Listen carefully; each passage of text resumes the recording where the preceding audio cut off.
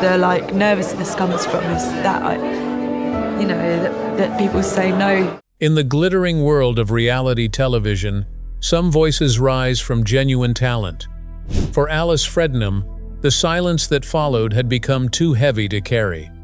What she discovers next will shake the foundations of everything Britain's Got Talent fans thought they knew. The weight of silence. The email arrived at 2:45 in the morning. Alice Fredenham stared at her phone screen in the darkness of her London flat, the harsh blue light illuminating tear-stained cheeks. She'd been awake for hours, unable to sleep, her mind racing through memories of stages and the crushing weight of expectations she'd never asked to carry. The message was from someone she hadn't spoken to in years, a producer from her BGT days, someone who'd witnessed everything behind the curtain. The subject line read simply, "I'm sorry. You need to know the truth." As Alice scrolled through the message, her hands began to tremble.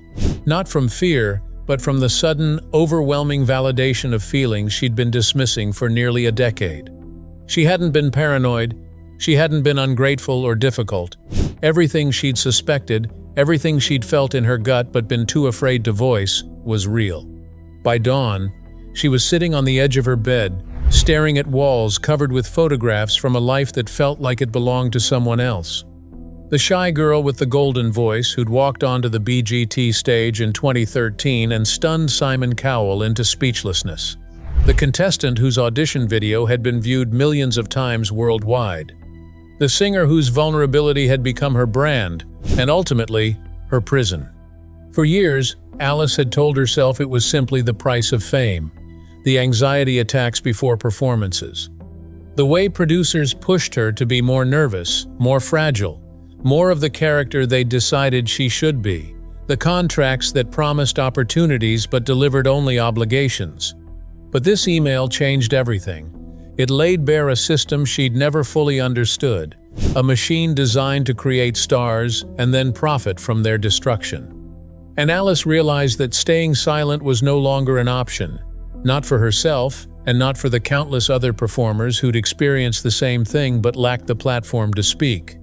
She picked up her phone with shaking hands and began typing a message she'd been composing in her head for years. By the time the sun rose over London, Alice Fredenham had made a decision that would change everything.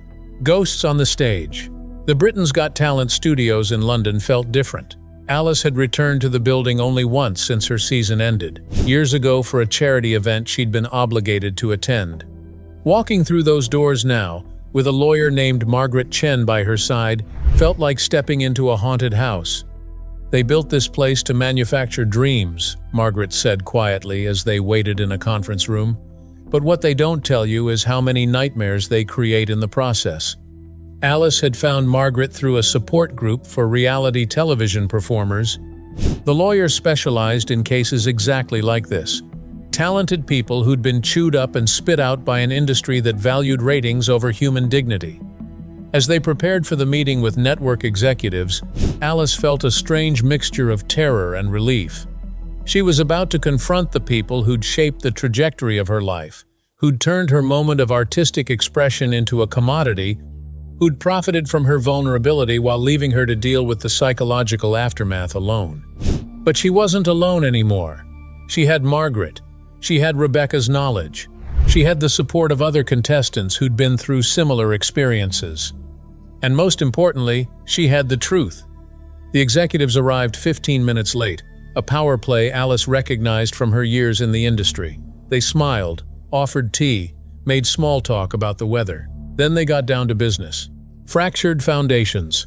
We're disappointed, Alice," the lead executive said, a man in his 50s whose expensive suit couldn't hide the calculating coldness in his eyes. "After everything Britain's Got Talent did for your career, this feels like a betrayal." Alice felt anger flare in her chest, hot and fierce. "My career? What career exactly did you give me?" The executive's smile tightened.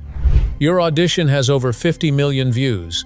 You're recognized around the world. That's not nothing." "You're right," Alice said, her voice steady despite her pounding heart. "It's not nothing. It's also not a career. It's a moment you captured and monetized while offering me no path forward, no support, and no fair compensation for the value I created. Another executive, a woman with sharp features and sharper eyes, leaned forward. "You were given opportunities, Alice. Performance slots, media appearances. If you chose not to capitalize on them, that's not our responsibility." "I was given opportunities designed to reinforce a narrative that was damaging to my mental health," Alice countered. "Every appearance was structured around my anxiety, my nervousness, my vulnerability. You weren't interested in my growth as an artist. You were interested in maintaining the character you'd created for ratings." "That's a serious accusation," the man said, his voice dropping to a warning tone. "One you'd need to prove in court. And I'm not sure you want to go down that road. We have contracts, legal teams, resources you can't match. Fighting us would bankrupt you and destroy whatever reputation you have left in the industry." Margaret spoke for the first time, her voice calm but carrying unmistakable authority. "Actually, we're quite prepared for that road. We have documentation of production practices, testimony from former staff members, financial records showing the disparity between revenue generated and compensation paid. This can be a private settlement, or it can be a very public reckoning. Your choice." The room's temperature seemed to drop. The executives exchanged glances, a wordless communication that spoke of emergency strategy sessions being mentally activated. "We've been reviewing footage from your season," the woman said, pivoting to a new tactic. "There are some interesting moments that didn't make it to air. Conversations where you expressed willingness to do whatever it took to win. Discussions about playing up certain aspects of your personality for the cameras. It would be unfortunate if people got the impression that you were a willing participant in everything you're now criticizing." Alice felt her stomach drop. They had recorded everything, even moments she'd thought were private conversations. "We're prepared to offer a compromise," the man said after a long pause. "An increase in residual payments going forward, a public acknowledgement of your contribution to the show's success, and recommendations to industry contacts that could help revitalize your performance career. In exchange, you sign an NDA, drop any allegations, and we all move forward." It was a calculated offer, Alice knew. The money would be substantial enough to tempt someone who'd been struggling financially for years. The industry connections could actually lead to opportunities she'd been unable to access on her own, and the public acknowledgement would give her back some of the dignity that had been stripped away. But it came with silence, an NDA that would prevent her from speaking about any of this, that would force her to continue protecting a system that had harmed her and countless others. Alice said, "I need time to discuss this with my legal team." "You have 48 hours, the woman replied. "After that, we proceed with alternative measures. And Alice, we protect this brand and company fiercely. If you choose to fight us, be prepared for every aspect of your life to be scrutinized." The threat hung in the air, crystal clear and terrifying in its implications. The confrontation.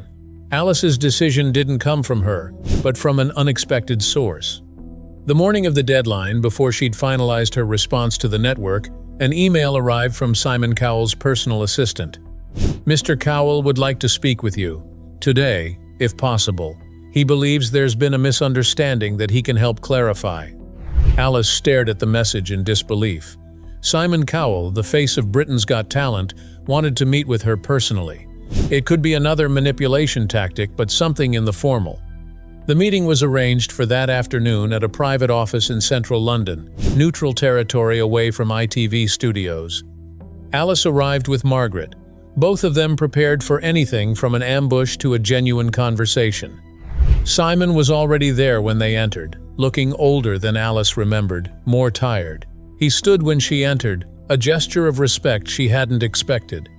"Alice," he said, his voice lacking the sharp edge she associated with his television persona. "Thank you for coming. I know you have every reason not to trust anyone associated with the show right now." "That's an understatement," Alice replied. Simon nodded, gesturing for them to sit. "I'm going to be direct with you because I think you deserve that. I didn't know the full extent of what was happening with production practices until Rebecca came to me directly 3 weeks ago.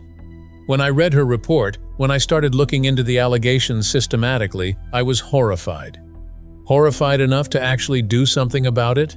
Alice asked, unable to keep the skepticism from her voice. "Yes," Simon said simply. "I've spent the past 3 weeks conducting an internal investigation, speaking with former contestants and staff members. What I've discovered is a pattern of behavior that violates every principle I thought this show stood for. We set out to find talent and give people opportunities. Instead, we created a system that exploited vulnerability and prioritized ratings over basic human decency." He pulled out a folder, sliding it across the table to Margaret. "This is a preliminary report from an independent firm I hired. It documents production practices, financial disparities, and psychological manipulation tactics that were being used without my knowledge or consent. I'm sharing it with you because I want you to know I'm taking this seriously." But she also believed deeply that silence protected a system that needed to be challenged. That the next generation of contestants deserved to walk into these shows with full knowledge of what they were signing up for, with protections and support that she'd never had. Have you been following Alice's journey? What do you think about the ethics of reality television and how we treat vulnerable performers? Drop your thoughts in the comments below, and if you like this video, don't forget to like and subscribe to the channel. And click the next video on your screen for another interesting story.